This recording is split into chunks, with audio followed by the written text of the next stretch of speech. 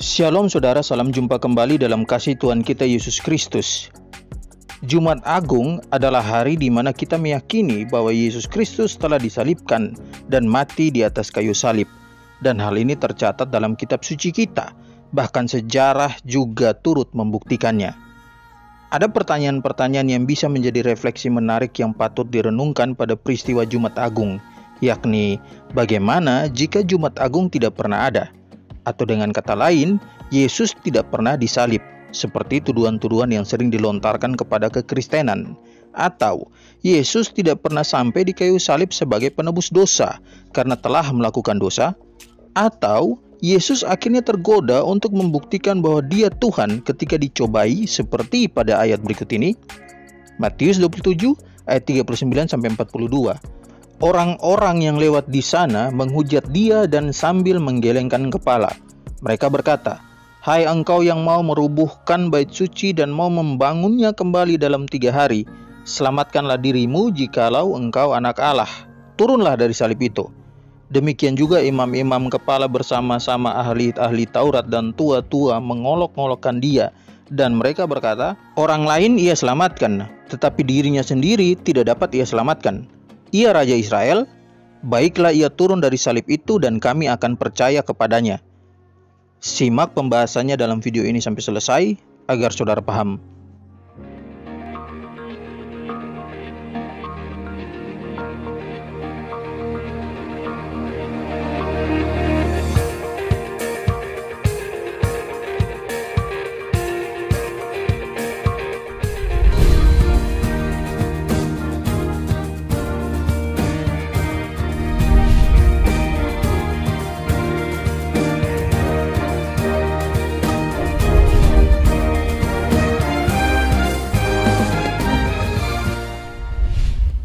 Saudara-saudara, sebelum saya bahas tentang apa yang akan terjadi jika Jumat Agung tidak pernah ada, maka terlebih dahulu saya bahas mungkinkah akhirnya Yesus tidak jadi menebus dosa manusia melalui jalan salib karena Dia sendiri telah melakukan dosa?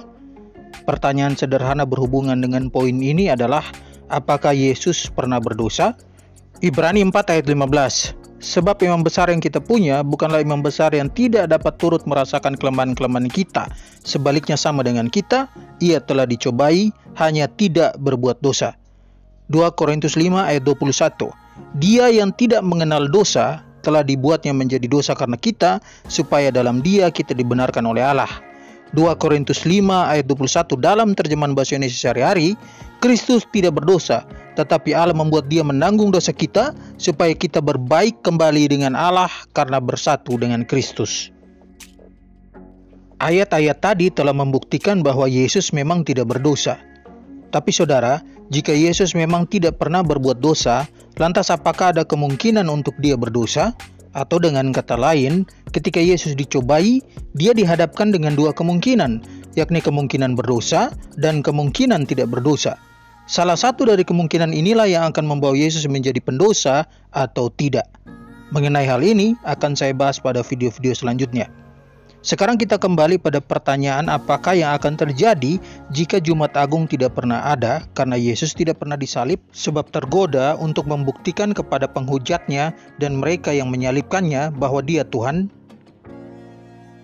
Yang terjadi adalah poin pertama, Kristen tidak akan pernah ada. Mengapa Kristen tidak akan pernah ada? Karena Kristen adalah satu-satunya agama yang mengandalkan penebusan dosa yang dilakukan Kristus. Sebab jika Yesus gagal menuntaskan misinya, maka penebusan dosa tidak pernah terjadi. Dan jika penebusan dosa tidak pernah terjadi, maka jelas Kristen tidak akan pernah ada. Poin yang kedua, semua manusia tanpa terkecuali pasti mati dalam dosanya dan berakhir di neraka. Semua manusia pasti binasa, meskipun mungkin saja ada yang berusaha hidup saleh agar mendapatkan keselamatan. Tapi firman Allah jelas menyatakan bahwa kesalehan kita itu seperti kain kotor. Yesaya 64 ayat 6. Demikianlah kami sekalian seperti seorang najis, dan segala kesalehan kami seperti kain kotor. Kami sekalian menjadi layu seperti daun, dan kami lenyap oleh kejahatan kami seperti daun dilenyapkan oleh angin. Jika kesalehan itu digambarkan seperti kain kotor, maka sesungguhnya kesalehan seseorang tidak akan pernah bisa membuat Allah tergerak untuk menyelamatkannya dari hukuman kekal. Itulah sebabnya ajaran yang mengatakan kita bisa selamat karena berbuat baik atau selamat karena iman tambah perbuatan baik adalah ajaran yang menyesatkan. Karena kesalehan tidak pernah dijadikan syarat oleh Tuhan agar seorang mendapatkan keselamatan, melainkan hanya oleh iman kepada Yesus. Inilah yang akan terjadi jika Yesus tidak pernah mati di kayu salib atau Jumat Agung tidak pernah ada.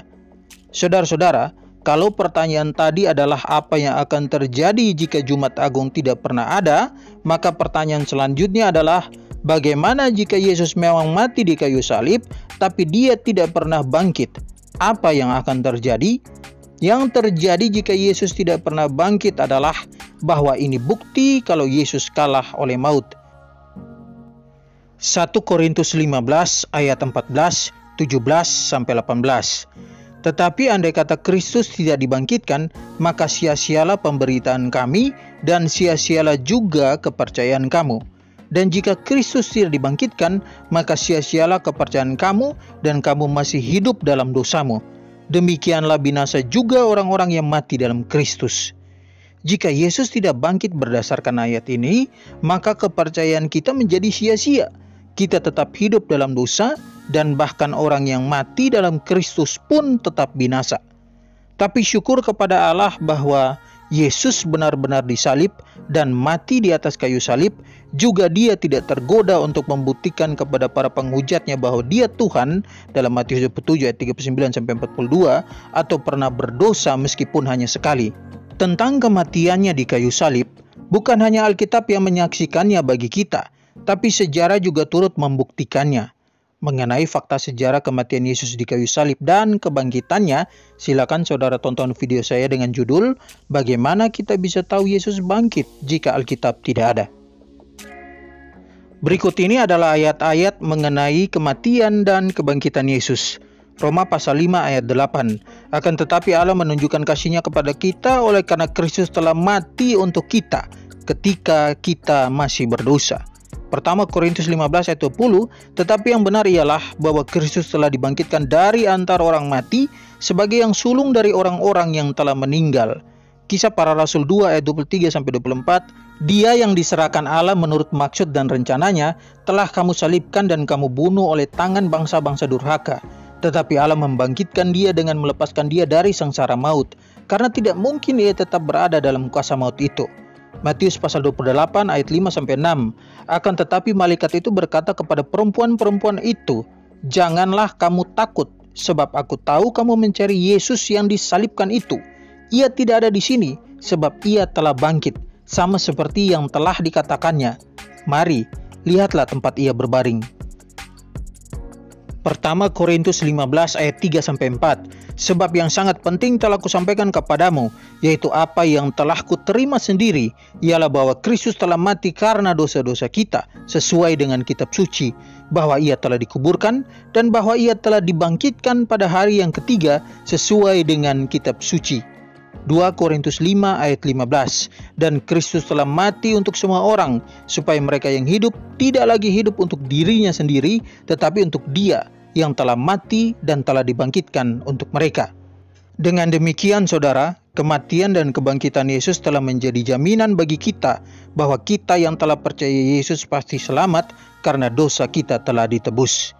Demikian penjelasan saya, semoga mencerahkan saudara semua. Selamat memperingati Jumat Agung. Tuhan memberkati kita semua. Shalom.